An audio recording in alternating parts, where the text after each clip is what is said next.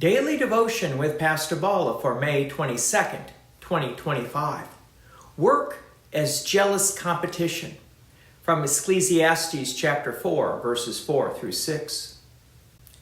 Then I saw that all toil and all skill in work come from a man's envy of his neighbor. This also is vanity and a striving after wind. The fool folds his hands and eats his own flesh. Better is a handful of quietness than 2 handfuls of toil and a striving after wind.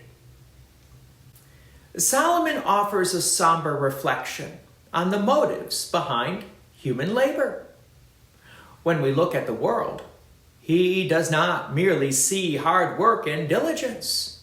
He sees envy, the desire to outdo one's neighbor, to have more, to appear greater. These drive much of the toil under the sun. Even the most skillful work is not always driven by virtue, but by comparison and competition. And Solomon calls it for what it is: vanity, a striving after wind. This striving creates a restless discontent that consumes the worker. The one who is constantly laboring with 2 hands full, grasping for more, is left weary and empty.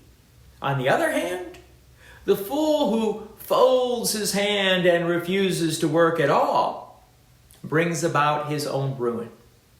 Neither extreme brings peace. But Solomon commends a third way. Better is a handful of quietness than 2 hands full of toil and a striving after wind. Quietness here is not idleness, but contentment, a restful, grateful receiving of daily bread. It is a life that works not from envy or greed, but from faith and gratitude. It is a life lived in the fear of the Lord, where work is a vocation, not a contest. In Christ, we are free from the tyranny of comparison. Our worth is not measured by achievements or possessions, but by the righteousness of Christ given to us by grace. The cross levels the field. No one is greater, and no one is lesser. We are all beggars who have received mercy. We need not prove ourselves or outdo our neighbors, for in Christ we are already counted as beloved children of God. Paul speaks of this contentment when he writes, "I have learned in whatever situation I am to be content."